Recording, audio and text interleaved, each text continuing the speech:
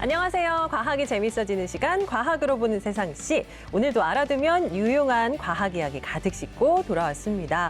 기환 씨, 한 주간 잘 지냈죠? 오늘도 맹활약할 준비 돼 있어요? 아, 당연하죠. 제가 요즘 말이죠. 이 과학으로 보는 세상 C를 위해서 하루하루 바쁘고 이제 분주하게 지내고 있는데 오랜만에 오늘 주제와 관련된 퀴즈 하나 준비했는데 한번 도전해 보시겠습니까? 어떤 퀴즈요? 우리가 좋아하는 어떤 나무에 관한 퀴즈인데요. 힌트를 좀 드리자면 이 나무는요. 조선 후기에 궁궐을 지을 때 주로 사용되곤 했습니다. 그리고 예로부터 변하지 않는 뭐 절개, 절이 이런 걸 상징하기도 하거든요. 그래서 사람들이 이 나무를 저랑 좀 비슷하다 이런 얘기를 하더라고요. 감이 좀 오세요?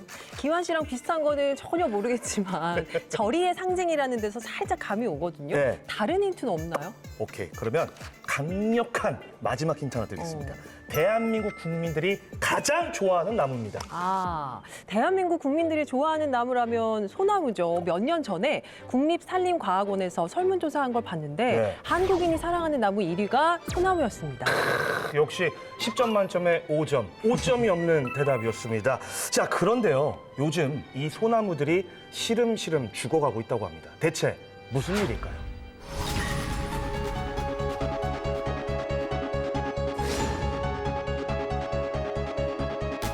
산림 황폐화의 피해는 자연에만 그치지 않고 인간에게 그대로 부메랑이 되어 돌아오게 됩니다.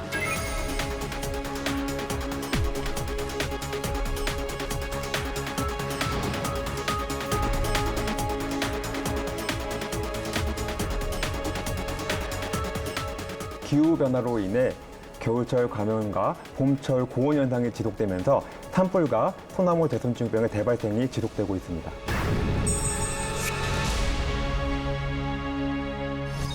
기후변화와 함께 자주 언급되는 산림의 위기, 얼마나 심각하고 현 시점에서 우리가 할 수 있는 일은 어떤 것들이 있는지 전문가 두 분 모시고 이야기 나눠보겠습니다. 안녕하세요. 직접 소개 부탁드릴게요. 안녕하세요. 산림청 국립산림과학원 산림병해충연구과에서 소나무 재손충병 관련 연구를 담당하고 있는 남영우입니다. 소나무는 국민들이 가장 좋아하는 나무인데요. 그러한 소나무를 소나무 재손충병으로부터 지키기 위해서 관련 연구들을 수행하고 있습니다. 네, 반갑습니다. 안녕하세요. 저는 어릴 적부터 곤충을 너무 좋아해서 곤충을 따라다니다 박사학위까지 취득을 했고요. 지금은 강원대학교에서 학생들에게 꿈을 이뤄주기 위해서 도움을 주고 있는 정종국 교수입니다. 네, 반갑습니다. 사실 과거에도 물론 중요했지만 최근에는 이 산림이 기후 위기의 완충지대로 떠오르면서 산림 보존의 중요성이 더 높아지고 있는데요. 이제 어떤 역할을 하고 있는지부터 간단히 좀 짚어보고 들어가면 좋을 것 같아요, 박사님. 네, 산림은 지구 면적의 3분의 1 정도를 차지하고 있고요. 지구 전체 강합성의 3분의 2를 담당하고 있습니다. 그래서 산림은 육상 생태계 탄소의 한 80% 정도, 그다음에 토양 내 탄소의 40% 정도를 보유하고 있고요. 그다음에 많은 양의 이산화탄소를 대기하고 이렇게 교환을 하고 있습니다. 그만큼 산림은 기후 위기 완충지대로서 중요한 역할을 하고 있습니다. 그리고 국립산림과학원에서 산림의 공익적 가치에 대해서 평가를 했는데요. 네. 산림의 가장 중요한 기능으로 온실가스를 흡수하는 기능이 있고요. 그쵸. 네, 칼륨 경관 제공이라든지 토사 유출 방지 등의 그런 역할도 수행을 하고 있습니다. 그래서 그런 것들을 종합적으로 따져보면 국민 1인당 499만 원 정도의 그런 혜택을 받고 있다고 할 수 있겠습니다. 와. 거의 500만 원이라는 얘기인데 사실 요즘 보면 이렇게 무료 서비스가 정말 없거든요. 네. 산림이 주는 말 그대로 공짜 혜택, 무료 혜택 우리가 이제 모르는 사이에 생각보다 많이 받고 있다는 생각이 또 듭니다.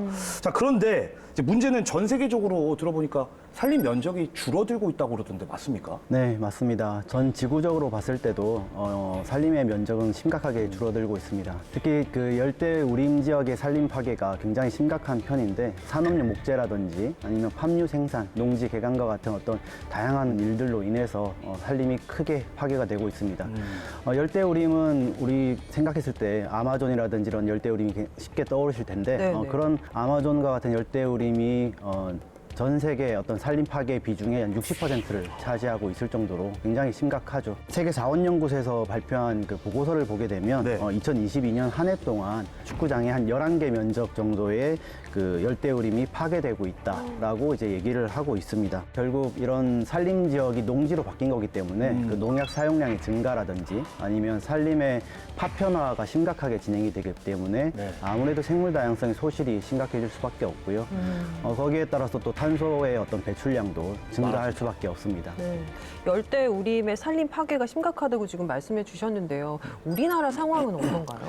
네, 우리나라 상황도 열대 우림하고 조금 비슷한 경향을 보이고 있습니다. 그래서 국내 산림 면적도 마찬가지로 변화하고 있는데요. 1990년대에는 647만 헥타였습니다. 네. 산림이. 그런데 그게 2019년도에는 629만 헥타로 연평균 0.1%씩 감소를 하였습니다. 그 이후엔 비슷한 수준을 유지하고 있습니다. 그리고 이제 이렇게 되면 좀 와닿지 않으실 수 있을 것 같아서 국토 면적 대비 네. 산림 비율로 말씀을 드리면요. 국토 면적은 간척의 효과로 이제 1990년대에는 987만 헥타 정도였습니다. 그런데 2023년도에는 약 1,004만 헥타 정도로 연평균 약 0.1% 증가했습니다. 네. 국토 면적은 증가했는데 네네. 국토 면적 대비 산림 면적은 1990년도에는 65.6% 수준이었고요. 네. 그 다음에 2023년도에는 63% 수준이었습니다. 이렇게 산림의 면적이 어떤 절대적인 면적이 줄어드는 것도 문제입니다만은 또 듣자 하니까 이 산림의 구조도 변화하는 게 또 심각한 문제라고 들었습니다. 어떻습니까, 교수님? 실제 그 침엽수림의 감소가 더 심각한 편인데요. 우리나라의 소나무림으로 대표되는 침엽수의 면적은 한 232만 헥타 정도 됩니다. 2019년 기준입니다. 그런데 이게 1990년도에 307만 헥타르 정도였는데 지금 계속해서 줄어들어서 2019년에 232만 헥타가 된 거니까 한 48% 중에 37% 정도로 줄어들었기 때문에 아주 심각하다고 할 수 있습니다. 특히 사실 과거에는 소나무림을 그 산림 녹화 사업을 위해서 집중적으로 지금 식재를 했기 때문에 네. 비율이 좀 높았던 부분이 있는데 아무래도 기온이 상승하고 그다음에 산림의 그 연령이 증가함에 따라서 자연스럽게 소나무림의 면적이 줄어들고 있다라고 생각하시면 될 것 같아요. 근데 산림의 구조가 이렇게 단순히 소나무림에서 줄어드는 게 아니라 혼요림이라든지 아니면 활렵수림으로 바뀌어가고 있다라고 생각하시면 되고 이렇게 바뀌는 과정에서 결국 소나무림과 관련된 많은 생물들이 또 영향을 받을 수밖에 없는 그런 구조다라고 생각하시면 되겠습니다. 네네. 기후 변화로 인해서 산불의 양상이 이제 과거에 비해서 좀 대형화되고 있습니다. 맞아요. 그러면서 산림 파괴를 키우고 있다는 의견들이 나오고 있던데요. 특히 우리나라의 대표적인 침엽수림이 소나무잖아요. 이 소나무가 화재에도 좀 취약하다는 얘기가 있더라고요. 네, 맞습니다. 소나무에서 이제 송진이 분비되는 거는 다들 잘 아실 텐데요. 이렇게 소나무에는 다량 함유되어 있는 그 송진이 네. 사실은 테라핀 같은 정유를 약 한 20% 이상 포함하고 있습니다. 그래서 이 정유 성분이 불이 되게 잘 붙는 성질이에요. 그래서 그리고 또 오래 지속되는 특성을 가지고 있습니다. 네. 그래서 관계 당국에서는 소나무 숲에서 발생한 산불의 피해를 줄이기 위해서 강도 높은 속과 배기와 연료 물질 제거를 통해서 산불이 확산되지 않도록 산불 예방 숲 가꾸기 사업 정책을 시행하고 있는 상황입니다. 어쨌든 그 소나무의 그 특성이 이제 말씀하신 대로 그 안에 어쨌든 정유 물질이 가득 차 있기 때문에 화재에 취약할 수밖에 없고 그래서 피해가 더 크다 이런 말씀이신 거잖아요. 그러네요. 그런데요, 이 소나무를 위협하는 게 산불뿐만은 아닌 것 같습니다. 이 소나무를 괴롭히는 또 다른 이유가 있다고 하네요. 남산 위에 저 소나무를 닮은 남자, 상록수처럼 늘 푸른 남자 김기환입니다. 왜 자꾸 이렇게 소나무 얘기를 하느냐? 아시다시피 매년 이맘때쯤이면 말이죠, 아파서 죽어가는 소나무가 그렇게 많아진다고 합니다. 자, 그래서 오늘 제가 나와 있는 이곳이 말이죠, 그 소나무를 살리기 위해서 정말 바쁘게 움직이는 그런 곳이라고 하거든요. 한번 들어가 볼까요? 네, 박사님 안녕하십니까? 예. 안녕하십니까. 여기 지금 국립산림과학원은 또 처음 들어와 보는데, 잠깐만. 네. 설마 이 소나무 안에 지금 그렇습니다. 이 소나무 안에 소나무 제선충이 들어있고 네. 소나무 제선충을 전파하는 매개충인 솔수염 하늘소의 유충도 들어있습니다. 잠깐만. 아니 그러면 이거 어째 저희가 시료를 좀 채취를 해야 되는 거 아니에요? 그렇습니다. 한번 채취해 보시겠습니까?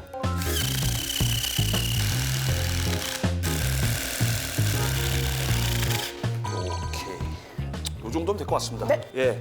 아 근데 아까 그 말씀 중에 매개충 얘기를 하셨었는데 그거는 이 작은 나무 안에 지금 매개충이 들어있을 걸로 추정이 되거든요. 이걸 쪼개보시면 그 안에 유충이 들어있을 확률이 굉장히 높습니다.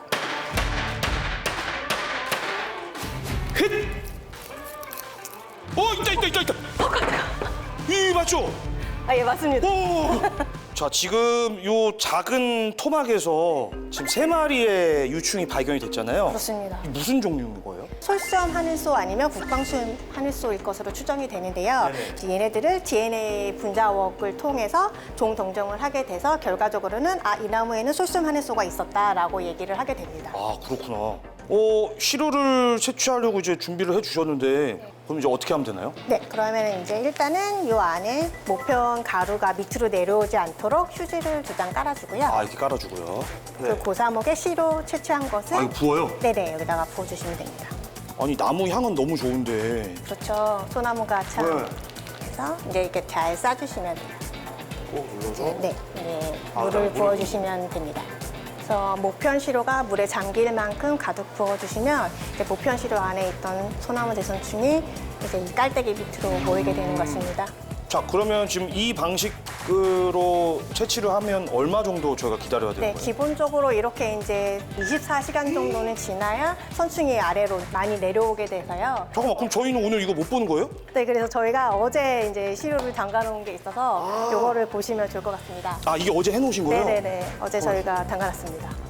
자, 소나무 재선충이 워낙 작기 때문에 육안으로 볼 수 없어서 지금 현미경 앞으로 저희가 이렇게 왔는데 네. 저 지금 밑에 보니까 샬레, 아주 작은 샬레가 있는데 네.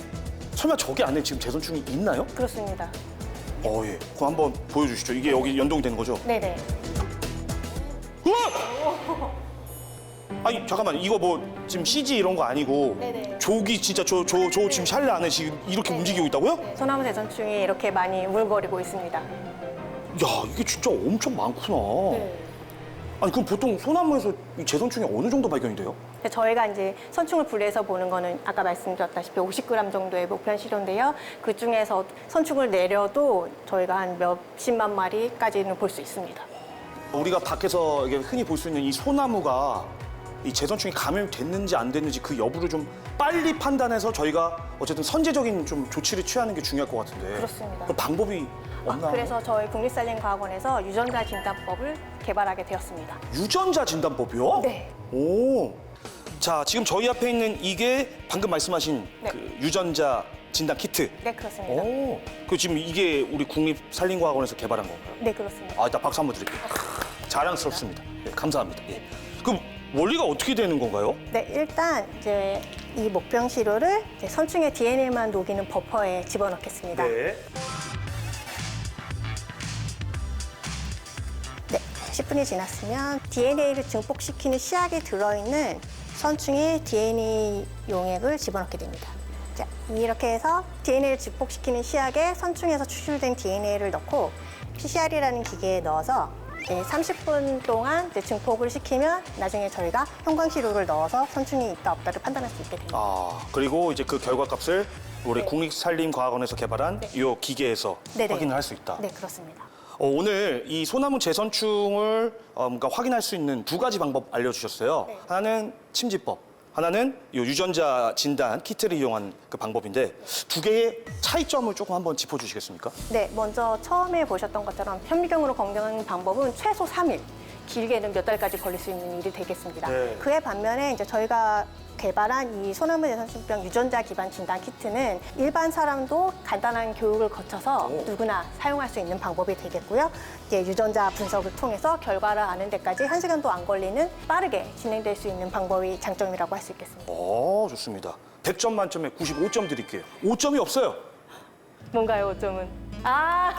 감사합니다. 이 소나무 재선충병 정말 방제를 위해서 박사님을 비롯해서 우리 국립산림과학원의 역할이 아주 막중해 보입니다. 앞으로 어떤 계획을 갖고 계신지요? 네, 저희 소나무 재선충병 현장 진단 키트가 현장에서 누구나 손쉽게 사용할 수 있도록 좀 더 저희가 연구를 계속해 나가도록 하겠습니다.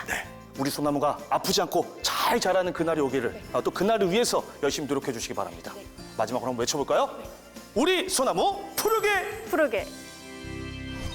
사실 소나무 하면 소나무의 상징하면 뭐 사시사철 시들지 않고 푸르다는 걸 텐데 네. 재선충으로 인해서 소나무 본연의 어떤 모습들이 사라지는 것 같아서 가슴이 아프네요. 네. 저도 이번에 현장에 가서 직접 시로도 채취해보고 봤잖아요. 아까 보셨겠지만 현미경으로 볼 정도로 굉장히 작고요.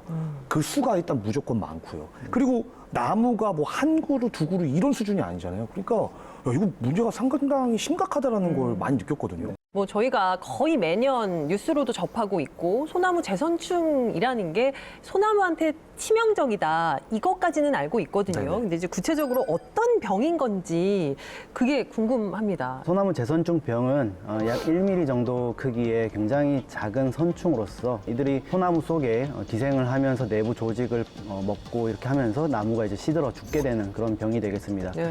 실제 소나무 재선충은 우리나라에는 없던 외래 침입종인데 원래 북미가 원산이 되겠습니다. 근데 1988년도에 88 올림픽 당시에 우리나라로 아마 들어온 것으로 추정을 하고 있고요.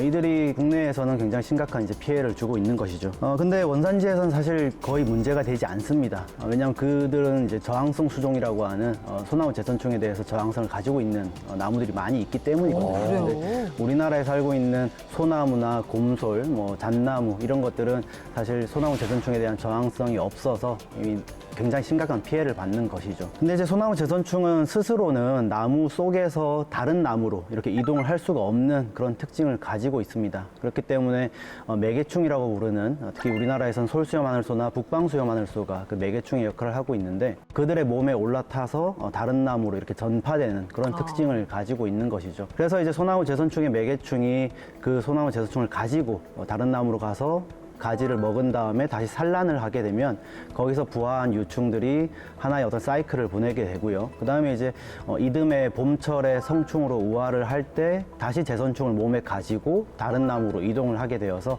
이제 재선충에 의해 또 나무가 고사를 하게 되는 뭐 그런 병이 되겠습니다. 실제 좀 전에 보신 것처럼 소나무 재선충은 굉장히 숫자가 많은데 네. 한 쌍의 소나무 재선충이 한 20일 정도 지나면 한 20만 마리로 증식을 할 수가 있습니다. 20만 마리요? 예, 맞습니다. 그렇기 때문에 굉장히 단시간에 그 나무를 고사를 시키게 되는데 뭐 항상 그런 건 아니지만 그래도 대부분 나무에 소나무 재선충이 들어가서 감염이 되고 나면 한 2, 3개월 안에 죽는 것이 일반적이다라고 생각하시면 될 것 같습니다. 어떻게 매개충들을 움직이지 말라고 할 수도 없고. 그러니까요. 네. 그래서 그 오징어 게임 2에 보면은 이정재 형님이 이런 대사 하죠. 여러분 제발 잘 들으십시오. 이건 그냥 벌레가 아닙니다. 이 재선충에 감염되면 소나무들 다 죽습니다. 하면서 무서워. 마지막에 외친 대사가 네. 전국에 있는 재선충들 모두 다 얼음! 어쨌든 그 정도로 심각한 건데 이제 문제는 최근에 그 확산세가 과거에 비해서 더 급속도로 지금 빨라지고 있다고 하는데 이거 사실입니까, 박사님? 네, 맞습니다. 사실 재선충병이 발생하기 쉬운 조건이 겨울철 가뭄과 봄철 고온이거든요. 근데 이제 그 매개충 같은 경우에는 이제 곤충이에요. 그러다 보니까 기온이 올라가는 거에 따라서 얘네들 활동 시가 점점 더 앞당겨지는 부분이 있는 거죠. 그래서 이제 국립산림과학원에서 최근 10년간의 그러니까 매개충에 대한 연구 자료를 분석해 보니까요. 봄철 기온이 따뜻했던 지역과 네. 따뜻했던 해와 가장 추웠던 해에 비교할 때 한 열흘 정도 빨라지는 결과를 얻을 수가 있었습니다. 네. 그래서 이 매개충의 우화 시기가 빨라지는 부분은 결과적으로는 매개충의 활동 기간이 길어지는 거고요. 매개충들이 그 소나무를 감염시킬 기간이 길어지는 거잖아요. 그러네요. 네, 그러다 보니 이제 소나무 재선충병에 대한 발생이 더 심해질 수 있는 그런 요건이 되는 거죠. 그러니까 뭐 기후변화, 온난화랑도 연관이 되는 거네요. 네네. 산림청의 조사를 보니까요. 그동안 지속적인 방제를 통해서 조금 잦아드는 추세로 이어지다가 최근 또 몇 년 사이에 재확산되고 있대요. 전국적으로 피해가 커지고 있다고 하는데 어떤가요, 박사님? 1988년도에 이제 부산 금정산호에서 처음 발견이 됐거든요. 그 이후에 지금 이제 24년이니까 네. 한 뭐 거의 40년 가까이 됐잖아요. 네네. 그 동안에 총 피해 고상목 수가 1,500만 본에 달합니다. 약. 1,500만 본. 네, 1,500만 그루에 달하고요. 네. 그런데 그 사이에 40년 동안에 이제 피해가 늘었다 줄었다를 반복을 했습니다. 그래서 이제 첫 번째 위기가 있었는데요. 그때가 이제 1차 대발생이라고 얘기를 해요. 그래서 그게 2007년도인데 2007년도에 발생한 그루 수가 137만 그루였습니다. 한 해. 네, 한 해예요. 그렇게 발생하고 나서 그다음에 그거를 줄이기 위해서 관계 당국에서 엄청나게 노력을 많이 했고요. 그래서 2011년에 26만 그루까지 줄일 수 있었어요. 그렇게 줄였는데 다시 조금씩 증가하더니 2014년에 218만 그루까지 다시 증가했습니다. 이때가 이제 2차 대발생이라고 얘기를 하는데요. 218만 그루까지 증가했다가 네. 그 이후에 우리가 이제 노력을 많이 했죠. 그래서 2021년도에 31만 그루까지 줄이는 성과를 거둘 수 있었습니다. 전국 피해 상황에 대해서 특징에 대해서 말씀을 드리면 소나무 제손증병이 전국에 골고루 발생하고 있는 것은 아니에요. 그래서 소나무 제손증 전체 피해의 약 58% 정도가 경주, 포항, 밀양과 같은 경상도 지역에서 주로 발생을 하고 있고요. 전국에 발생한 시군구로는 2024년 12월 기준으로 전국 153개 시군구에서 지금 발생을 했습니다. 그래서 이러한 그 증가 추세이기 때문에 이런 것들을 막기 위해서 정부, 지자체, 산림 소유자, 산림 기술자 등과 협력하여서 더 성공적으로 방지하기 위한 최선의 노력을 다하고 있는 상황입니다. 과학적인 방지 효과가 그 어느 때보다 절실한 시기가 아닌가 생각이 듭니다. 과학이 보이고 과학이 즐거워지는 시간. 여러분은 지금 스치기만 해도 과학 전문가가 되는 과학으로 보는 세상 C와 함께하고 계십니다.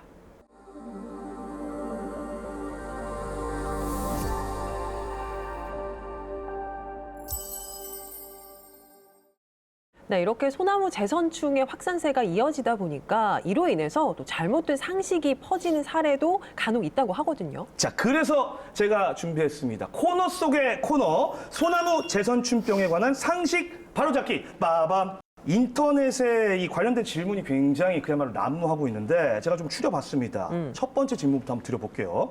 소나무 재선충병 때문에 3년 이내에 소나무가 멸종될 수 있다. 이거 사실일까요, 교수님? 멸종이요? 네. 소나무 제선충병이 우리나라에 들어온 지 약 40년이 다 되어 가고 있습니다.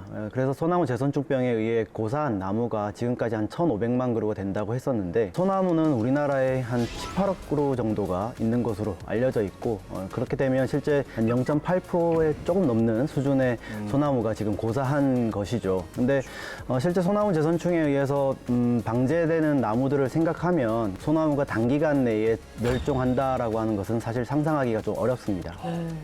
진짜 다행입니다. 그죠? 맞아요. 예, 예. 자, 그럼 계속해서 두 번째 질문 한번 드려보겠습니다. 소나무 재선충병은 사람이나 동물들에게도 전염이 될 수 있을까요? 이거 어떻게 생각하세요, 일단? 그러니까 일단 들은 적이 없는 걸로 봐서 네. 아니지 않을까 싶고 좀 아니었으면 좋겠는데요. 네. 어떤가요? 네, 사실이 아닙니다. 아, 네, 다행입니다. 다행이죠. 네. 네. 소나무 제선충병을 야기시키는 소나무 제선충은요, 사실은 동물에는 감염되지 않고요, 식물에만 감염을 시키는 기주 특이성이 있는 그러한 선충이 되겠습니다. 네네. 그래서 이게 뭐 사람이나 동물에 감염을 시킨다거나 이런 사례도 없고 그런 생태 습성이라든지 이런 걸 봐서도 그거는 전혀 걱정하지 않으셔도 됩니다.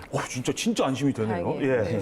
자, 마지막 질문 나가도록 하겠습니다. 소나무 재선충병에 걸린 이 감염목을요, 네. 땔감으로 사용해도 되냐는 질문이 좀 많았는데 제 생각에는 그러니까 어차피 못 쓸고 땔감으로도 사용하면은 뭔가 좀 도움이 될 것 같거든요. 그리고 네. 그 재선충들을 그냥 말 그대로 화장을 시켜버리는 거잖아요. 어떻습니까? 불태우면은 네. 사실 그러면 얼마나 좋을까요? 그런데 사실은 그렇게 하면 안 됩니다. 그거를 설명드리기 전에 먼저 소나무 제손충병이 어떻게 확산되는지를 먼저 말씀을 드려야 될 것 같아요. 소나무 제손충을 매개하는 하늘소가 옮기는 그런 자연적 확산 부분이 있고요.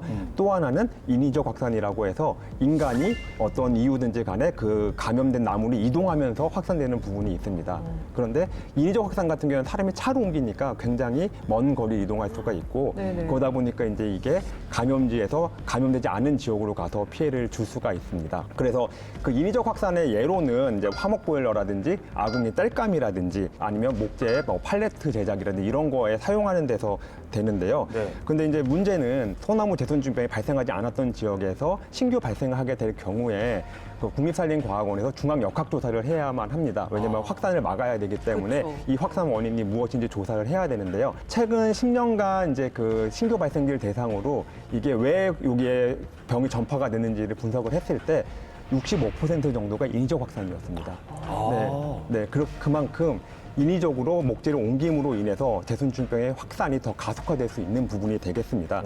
그래서 이러한 이유로 소나무 제손충병에 감염된 소나무를 무단으로 이동할 경우에는요, 소나무 제손충병 방제 특별법에 따라서 1년 이하의 징역 또는 1,000만 원 이하의 벌금이 처해질 수 있습니다. 네. 그래서 사실 땔감으로 사용하는 부분은 사실은 안 된다고. 안 된다. 네. 아니 그러면 혹시 네. 먹는 건 안 돼요? 식용? 그러니까 이게 아까 보셨지만 그 좀 네. 큰 것들도 좀 있잖아요. 생긴 것도 살짝 밀웜처럼 생겼거든요. 네, 사실 그러기에는 사람이 먹어서 그런 효과가 있는지에 대해서는 사실 알려진 바도 없고. 연구해 주세요. 네. 일단 저는 그거보다 소나무를 지키는 게 더 우선이기 때문에요. 만곡한 거절 해주셨습니다. 네. 자, 어쨌든 이제 기환 씨가 이렇게 준비를 많이 해온 덕분에 네. 또 소나무 재선충병에 대해서 잘못된 상식을 바로잡을 수 있었습니다. 저 칭찬받은 겁니까? 네, 수고하셨습니다. 또 오랜만에 머리 한번 쓰다듬어 주세요. 수고하셨습니다. 예. 수고하셨습니다. 네, 알겠습니다. 네, 그런데요, 교수님, 소나무가 이제 단시간에는 멸종이 안 된다고 하셨지만 이제 개체 수가 확연하게 줄고 있는 거는 사실이거든요. 이대로 이제 소나무가 계속 사라지면 어떤 일이 벌어질까 우리가 좀 생각은 해봐야 될 것 같아요. 그러게요. 함께 고민해봐야 할 좋은 문제인 것 같습니다. 실제 소나무가 우리나라에서 당장 사라진다라고 하면은 그 문제가 산에서만 끝나는 건 아니라고 생각합니다. 그러니까 산에는 굉장히 많은 생물들이 살고 있고 혹시 송이 좋아하시는지 모르겠지만 송이와 자연 같은 송이 너무 좋아합니다. 다른 생물들과의 어떤 관계도 굉장히 밀접하게 연결이 되어 있죠. 근데 소나무가 사라진다라고 하면 그런 것들도 사라질 수가 있는 것이고요. 그러네요. 소나무가 고사를 하고 그대로 방치가 되고 있다라고 했을 때 그 나무가 쓰러질 수가 있습니다. 근데 쓰러지게 되면 등산을 하다가 다친다거나 아니면 네네. 민가를 덮쳐서 집이 무너진다던가 이런 식의 어떤 재산의 어떤 문제, 인명의 피해가 나올 수가 있는 것이죠. 또 한 가지는 저희가 기후변화와 관련된 내용들을 좀 생각을 해봐야 되는데 실제 기후변화 때문에 훨씬 더 많은 고사목이 발생할 수 있고 거기에 따라서 산불의 불쏘시개 역할을 할 수 있는 소나무가 숲 속에 널려 있게 되는 상황이 되는 겁니다. 그럼 이제 산불의 발생 위험성이 또 커지게 되는 것이죠. 근데 또 그렇게 끝나는 것이 아니라 산불 피해목이 그 자리에 방치가 되고 있으면 이런 매개충들인 이제 솔수요마늘소나 북방수요마늘소가 또 와서 산란을 하게 됩니다. 그러면 걔네들의 밀도가 또 증가를 하게 되는데 예전에 제가 했던 연구에 따르면 1년만 지나도 10배, 20배씩 개체 수가 증가를 하게 됩니다. 네. 그렇기 때문에 굉장히 빠르게 개체 수가 증가를 하면서 주변으로 소나무 재선충병을 더 확산을 시킬 수 있는 그런 악순환의 어떤 연결고리가 시작이 되는 것이죠. 그래서 박사님께 좀 질문 드리고 싶은데 네. 방금 이제 우리 정 교수님이 말씀하신 것처럼 방치된 그 감염목들이 말 그대로 뭐 도로 주변이나 그러니까 민가 쪽에 있다 보면 그게 예를 들어서 뭐 산사태나 이런 걸로도 좀 이어질 수도 있을 것 같다는 생각이 들거든요. 이걸 뭐 관련해서 상관관계에 대해서 좀 연구한 그런 자료 같은 게 있을까요? 먼저 국내에서 연구된 것들을 말씀을 드리면요. 소나무 재선충 감염돼서 고사한 소나무는 나무가 죽는 거잖아요. 네. 그런 측면에서는 뭐 산불 피해를 입어 고사한 나무들도 비슷하고요. 다 유사한 측면이 있습니다. 그래서 산림에 있는 나무는 크게 두 가지 역할을 하는데요. 나뭇잎이 비를 막아줘서 우산 효과, 그러니까 토양에 이제 비가 좀 덜 떨어지게 하는 그런 역할을 하는 우산 효과가 있고요. 그 다음에 뿌리가 흙을 잡아주는 그런 말뚝 효과라고 하는데요. 뿌리가 흙을 잡아줌으로 해서 그런 산사태를 조금 방지해주는 그런 기능이 있습니다. 그런데 어쨌든 나무가 죽게 되면 이 기능이 서서히 줄어들어서 장기적으로는 산사태에 취약해질 수밖에 없습니다. 그리고 이제 우리보다 앞서서 이제 재선충병이 창궐했던 일본에서 이제 연구한 사례를 말씀을 드리면요. 이거는 이제 2011년도에 일본 생태학회에서 발표된 내용인데요. 일본 규슈의 한 섬에서 이제 조사를 한 거예요. 그래서 토사 붕괴가 일어난 지역을 대상으로 조사를 했더니 그러니까 일반 식생보다 소나무 재선충병의 피해가 심한 곳에서 토사 붕괴가 더 많이 일어났다. 이러한 연구 결과들이 있었습니다. 기후변화와 산불, 소나무 재선충병의 악순환이 결국은 산림뿐 아니라 우리의 삶까지 위협하고 있는데요. 자연생태계 안에서는 식물과 곤충의 경쟁이 또 다른 산림 파괴를 만들고 있다고 합니다.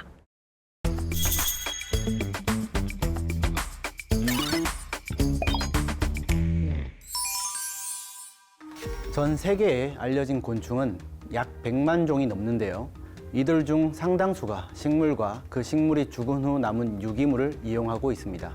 그러나 식물은 몸속에 저장된 양분, 특히 질소의 함량이 동물에 비해 매우 낮은 특성을 보이기 때문에 곤충은 식물을 효율적으로 이용하기 위해 다양한 전략을 진화시켜 왔습니다. 곤충이 살아있는 식물을 먹이로 이용하기 위해서는 식물의 다양한 방어 수단을 무력화시켜야 하는데 식물은 털, 가시와 같은 형태적 특성을 발달시키거나 조직을 억세게 만드는 등 다양한 방어 수단을 이용합니다. 그 중에서도 가장 흥미로운 방어는 타종 가해 화합물을 이용한 화학적 방어입니다. 초본류, 풀은 곤충에게 독으로 작용하는 화합물을 많이 이용하는데 시간이 지나면 독성 물질은 곤충이 갖고 있는 해독 효소 등에 의해서 다양한 기작에 의해 무력화될 수 있습니다. 농약에 대한 저항성이 발현되어 해충 방제가 어려워지는 것과 같은 원리죠. 이에 비해 목본류, 나무는 독성 물질보다는 곤충의 섭식을 억제하는 화합물을 많이 이용합니다. 대표적인 물질이 탄닌, 레진, 라텍스, 리그닌, 셀룰로스 등이 있습니다. 이런 종류의 물질은 화합물의 분자량이 크기 때문에 곤충이 분해하거나 소화시키기도 어렵기도 하지만 궁극적으로는 식물이 만든 방어 물질에 적응하여 진화하는 것을 억제하는 데 기여하고 있습니다.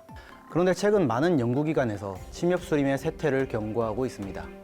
침엽수림의 쇠퇴 현상은 매우 복잡한 관계에 의해 일어나고 있는데요. 그 중에서도 대표적인 원인 중 하나는 기후변화입니다. 지구의 평균 기온의 상승으로 인해 한대 기후에 적응한 식물인 침엽수는 생존이 어려워지고 있지만 반대로 곤충에게는 월동 생존율의 증가, 연간 발생 세대수의 증가와 같이 더 번성하기 좋은 조건이 제공되고 있습니다. 또한 연간 강수량의 변동성이 커지는 현상도 침엽수의 쇠퇴에 기여하고 있는데요. 봄철 가뭄이 오게 되면 나무가 이용하여야 하는 토양 속 수분 함량이 감소하게 되고 이는 나무의 중요한 방어수단인 타종가해 화합물 생성에 부정적인 영향을 주게 됩니다. 그리고 나무는 소나무 제선충의 매개충인 하늘소류를 포함하여 바구미류, 나무좀류와 같은 천공성 곤충에게 더 취약해지는 상황에 놓이게 됩니다. 그리고 이렇게 죽는 나무가 많아지면 산불, 산사태와 같은 다양한 산림재해가 발생할 수도 있는 것이죠. 수억 년에 걸쳐 형성된 식물과 곤충의 상호작용은 인간에 의해 촉발된 기후변화, 소나무 제선충과 같은 외래종의 침입 등 이전에는 경험해보지 못하였던 새로운 요인의 영향을 받으면서 급격하게 변하고 있습니다. 쇠퇴하고 있는 우리의 살림을 지키기 위해서 우리 모두의 관심과 노력이 필요하다는 것을 잊지 말아야겠습니다. 네, 여기 뭐 박사님, 교수님 나와 계시지만 관련 기관, 지자체에서 살림을 지키기 위해서 정말 방제 노력을 열심히 하고 있지만 이게 쉽사리 사그라들지 않는 모습인데요.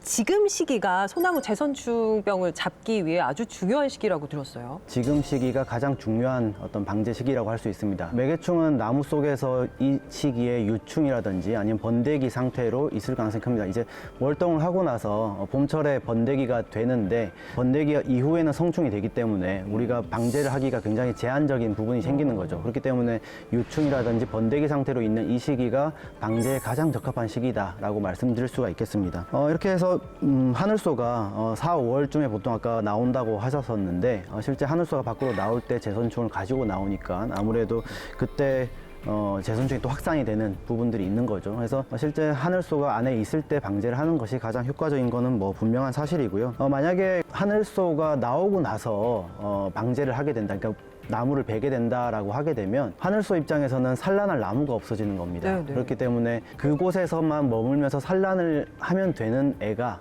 다른 나무로 건강한 나무로 이동을 해서 다시 또 감염을 시키는 거죠. 제선충을 전파를 시키는 겁니다. 그렇기 네네. 때문에 제선충에 의한 피해는 더 먼 지역으로 확산이 되는 부분이 있는 것이죠. 참 쉽지 않습니다. 그러니까 그 시기를 놓치게 되면 말 그대로 소잃고 외양간 고치는 격이지 않습니까? 뭐 지금 전염성도 강하고 번식력도 강하고 결국에는 다른 나무의 어떤 피해를 줄이기 위해서는 그 어느 때보다 또 초기 방제가 중요할 것 같은데 방제 방법은 어떤 게 있을까요, 박사님? 네, 정 교수님도 말씀해 주셨지만 소나무 제선충병은 기주인 소나무, 그 다음에 소나무 제선충병을 일으키는 병원체인 소나무 제선충, 그 다음에 그 소나무 제선충을 옮겨주는 매개충인 하늘소, 네. 이렇게 세 종간의 어떤 상호작용으로 인해서 병이 발생을 하는데요. 이 병을 방지하기 위해서는 이 세 종간의 그 연결고리를 차단하는 것이 굉장히 중요합니다. 소나무 제선충과 매개충이 나무 속에 들어있을 시기, 그 시기에 그 나무를 제거해주면 사실은 그 확산시키는 확산 원인이 제거가 되는 거잖아요. 그렇게 해서 확산 원인을 제거하는 방법이 있고요. 그 다음에 또 하나는 이제 우리가 예방 백신 맞는 것처럼 예방적인 그런 방제, 이렇게 크게 두 가지로 나눌 수가 있습니다. 그래서 그 방제하는 건 이제 산림에 있는 고사목을 잘라서 이제 그거를 파쇄하거나 아니면 훈증을 하거나 소각 매몰 이런 방식으로 처리를 하게 됩니다. 우리 진짜 왜 감기도 예방 접종 맞으면 예방 접종하면 훨씬 덜하잖아요. 그렇죠. 오더라도 조금 얘기를 해주셨는데 좀 더 네. 자세하게 아, 예방 방법 얘기해 주시면 좋겠어요. 네네네. 네. 그 예방나무 주사는 우리도 그 예방 백신을 우리가 병에 걸리는 독감에 걸린다에 맞진 않잖아요. 그렇죠. 네, 그런 것처럼 건강한 나무를 대상으로 하는 게 이제 예방나무 주사 방법입니다. 그래서 이 약제는 사실 일반적으로 탈선충제입니다. 그래서 선충이 그 나무에 들어오더라도 이미 그 탈선충제가 나무 속에 있기 때문에 재선충이 죽어서 이제 감염이 되지 않는 거죠. 네, 근데 최근에는 이제 좀 그런 부분들뿐만이 아니라 사실 매개충도 있잖아요. 그래서 살선충제와 그 다음에 매개충을 잡을 수 있는 살충제가 같이 합쳐져 있는 합제도 개발되어서 지금 사용이 되고 있습니다. 저는 이제 말씀 들으면서 계속 드는 생각이 네. 피해를 입은 나무들 참 안타깝다. 거기에 더해서 피해 입은 나무들을 좀 어떻게 활용할 수 있으면 좋겠다라는 생각이거든요. 맞아요. 활용할 수 있는 방안 같은 게 시행되는 게 혹시 있나요? 아, 네, 있습니다. 사실 이제 소나무 재선충병으로 인해서 약 1,500만 그루 이상이 네. 지금 방제가 되고 있잖아요. 네. 사실 굉장히 아깝죠. 네. 네, 너무 아까워서. 그리고 또 최근에 이제 그 소나무 재선충병에 대한 피해가 증가함으로 인해서 이런 피해목 활용에 대한 그런 방안에 대해서 관심이 높아지고 있는 상황입니다. 결론부터 말씀을 드리면 소나무 재선충병에 의한 감염 고사목도 산업적으로 활용이 가능합니다. 일단 가장 대표적인 거는 미용 산림 바이오매스로 이용하는 방법들, 그러니까 열병합 발전소라든지 이런 거에 대한 연료로 활용을 할 수가 네네. 있고요. 나무를 가장 부가치 높게 이용하는 부분들은 원목 상태로 쓰는 게 가장 그렇긴 좋거든요. 네, 그래서 그렇게 하기 위해서 이제 열처리라는 방법이 있습니다. 그래서 그 열처리는 목재 심보 온도가 56도 이상으로 30분 정도 처리를 하면 그거는 이제 국제 기준인데요. 소나무 재선충은 사멸하게 되어 있어요. 네, 그래서 그렇게 열처리 한 것들은 이제 목재로 사용할 수가 있고 혹은 그 열처리가 좀 어렵다고 하면 대용량 훈중이라고 해서 원목 상태인 거를 대용량으로 훈중해서 이렇게 목재 부가가치를 높여서 목재로 사용할 수 있는 그런 방법들을 사용하고 있습니다. 네. 활용할 수 있는 방법이 있다고 하니 다행입니다. 다행입니다. 네. 네. 다양한 생물들의 서식지이면서 또 지구상의 생태계 균형을 유지하는 데 핵심적인 역할을 하는 산림. 특히 기후위기 대응을 위해서 역할이 점점 중요해지고 있죠. 산림은 기후위기 대응을 위해서 산림의 역할이 굉장히 중요해지고 있는데 산림이 탄소를 흡수하기도 하지만 배출을 하기도 합니다. 그렇기 때문에 그것을 어느 정도 균형 있게 맞춰가는 것이 굉장히 중요하다고 할 수 있죠. 나무는 광합성을 통해서 대기 중에서 이제 이산화탄소를 흡수를 하게 되고 그 이산화탄소를 다당류로 전환을 시켜서 잎이나 가지, 뿌리에 저장을 하게 됩니다. 그 다음에 이제 산소를 배출을 하는 것이죠. 근데 이렇게 나무가 이산탄소를 저장을 해놓고 있으면 우리는 이제 그 나무를 수확해서 목재로 가공을 하고 뭐 건축을 한다거나 하는데 사용을 할 수도 있습니다. 실제 산림에 있는 탄소는 그대로 저장이 되어 있는 상태로 우리 가구로 들어올 수가 있는 것이고 그럼 우리는 그 목재를 수확한 자리에 다시 나무를 심어서 다시 그 숲이 원래대로 돌아갈 수 있게 가꾸어 줄 수 있는 부분입니다. 산불이라든지 산사태 이런 것들이 나게 됐을 때 그곳을 다시 숲을 조성을 해서 그것들을 다시 자원이 재순환되는 어떤 과정으로 우리가 만들어낼 수 있다면 네. 실제 어떤 기후위기에 대응할 수 있는 아주 중요한 부분이 될 수 있을 거라고 생각을 합니다.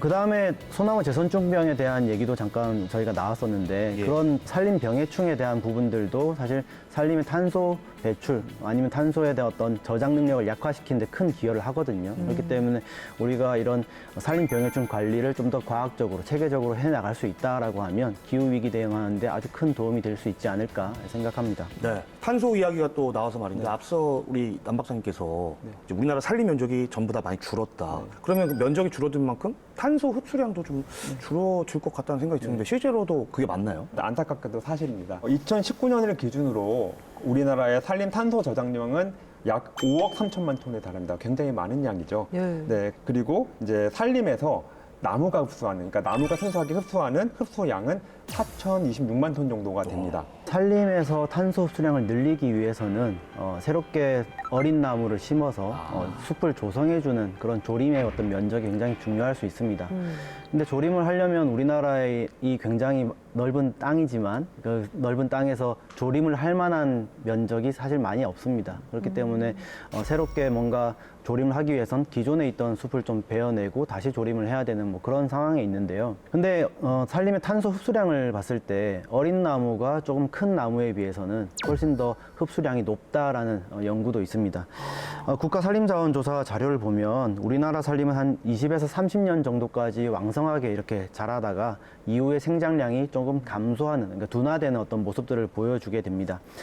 실제 우리나라의 어떤 산림의 연령 구조를 보게 되면 한 86% 정도의 어떤 산림이 31년생 이상으로 굉장히 좀 중장년층에 해당되는 나무들이 많은 거고요. 어린 나무들이 굉장히 적은 그런 상황에 있습니다. 그렇기 때문에 이런 산림이 전반적으로 탄소를 흡수하는 어떤 부분에서는 좀 약해질 수밖에 없는 그런 부분이죠. 그래서 이런 그 산림의 어떤 불균형한 나이 분포, 그다음에 조림을 할 수 있는 어떤 면적의 한계, 이런 것들이 실제 탄소 흡수량을 우리가 늘리지 못하는 데 있어서 좀 아쉬운 부분이 될 수 있을 것 같습니다. 그리고 아까도 얘기했던 이런 대형 산불이라든지 병해충 발생으로 산림에 굉장히 많은 나무들이 죽게 되면 결국 또 탄소가 많이 배출되는 것이기 때문에 네. 우리가 이런 부분들 때문에 굉장히 어려움이 있죠. 우리가 나무를 계속 심어야 되는 확실한 이유가 있네요. 그러니까요. 그러니까 결국에는 이 산림이 한번 무너지기 시작하면은 그 영향이 뭐 정말 연쇄적으로 계속 일어나는 거지 않습니까? 그러면 만약에 이런 악순환의 고리를 끊어내지 못했을 때 그러니까 예상되는 시나리오들이 여러 개가 좀 있을 텐데 네. 가장 최악의 시나리오 어떤 게 있을까요? 네. 일단 가장 위험한 시나리오는 산림 황폐화가 심각해지면 황폐화. 자연재해를 가속화시킨다는 게 이제 가장 위험한 시나리오일 네, 것 네. 같습니다. 이제 북한의 예를 좀 들어서 설명을 드릴 수 있을 것 같은데요. 국립산림과학원에서는 1999년부터 약 10년 단위로 이제 북한의 산림을 모니터링을 하고 있습니다. 네네. 네, 그래서 그 모니터링한 거를 이제 토대로 말씀을 드릴 건데요. 2018년에 위성 영상을 토대로 이제 그 북한의 그 산림을 분석을 했는데요. 북한 산림 황폐지 면적은 전체 산림 면적의 한 28% 정도가 되는 262만 헥타르에 달했습니다. 네. 그런데 이러한 그 심각한 북한 산림 황폐화가 사실은 자연재해를 가속화시키는 원인으로 지목을 받았다고 알려져 있고요. 그래서 이러한 이제 산림 황폐화가 이제 산림 재난이 되고 또 그게 경제난을 가속화시키고 그럼 경제난이 되니까 이제 어떤 산림 보호란을 할 수 없잖아요. 그럼 다시 산림이 황폐화되고 네. 자연재해가 또 가속화되고 다시 경제난으로 오고 이런 악순환이 계속되게 되는 거죠. 참 오늘 산림의 소중함을 정말 절실히 느끼고 있는데요. 우리가 이렇게 소중한 산림을 또 후대에 잘 남겨줘야 되잖아요. 지금 우리가 할 수 있는 일이라든지 또 선제돼야 할 과제 뭔지 두 분께서 좀 의견을 나눠주시면 좋을 것 같습니다. 교수님부터 좀 말씀해 주신다면요. 일단 산림은 우리가 생각했을 때 굉장히 다양한 생태적 기능을 가지고 있습니다. 국가적으로 봤을 때 꼭 필요로 해서 그러니까 보호를 해야 되는 그런 곳들도 있고요.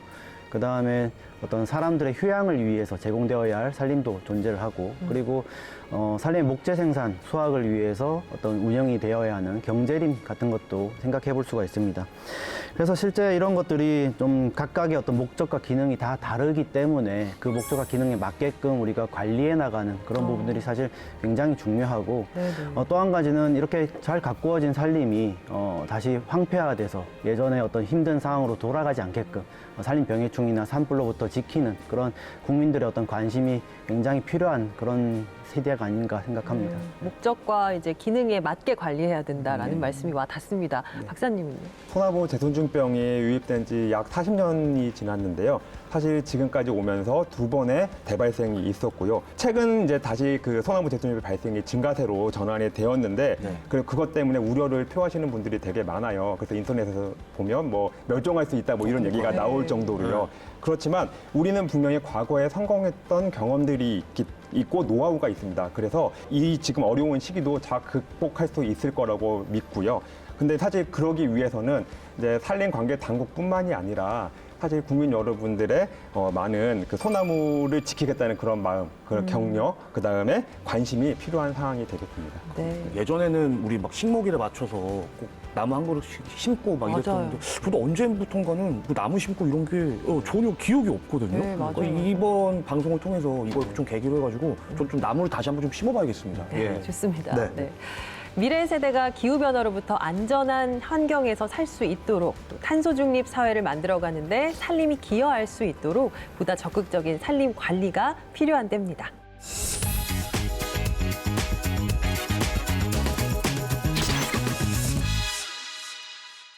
세상에 존재하는 모든 과학은 다 내 거. 완전 럭키비키잖아. 과학의 진심인 남자 김기환입니다. 오늘도 흥미진진한 과학 이야기 속으로 김기환의 과학 이수다. 당신이 숲속을 걷고 있는데 어제 봤던 나무가 살짝 다른 곳에 서 있다면, 나무가 스스로 움직인다면 믿으시겠습니까?